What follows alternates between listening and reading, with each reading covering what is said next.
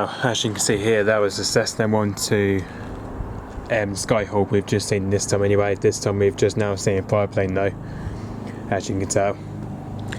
So as you can see this time it was the Cessna 172 Skyhawk, and this is the one that's operated by the Cornwall Flying Club. And as you can see, the registration is G-EGLA, that is. So as you can see, the registration is G-EGLA, that is.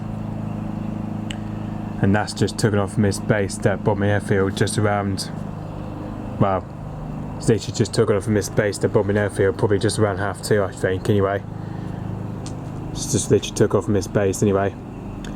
As you can see, it's just done a hover over by main G-EGLA by the looks of it.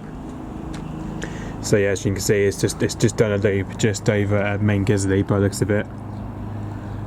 And as you can see from here, it flew in here just about, probably about under 23,000 feet by the looks of it.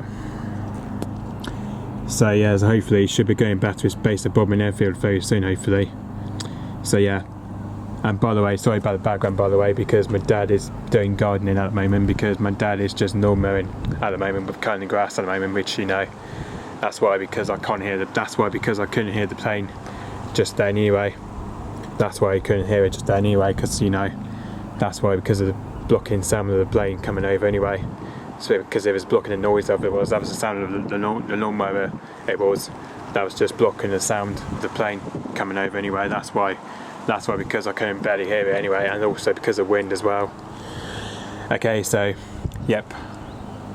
Anyway, so that was the Cessna 172 Skyhawk we've just seen. Okay, so yep, thanks for watching, bye bye.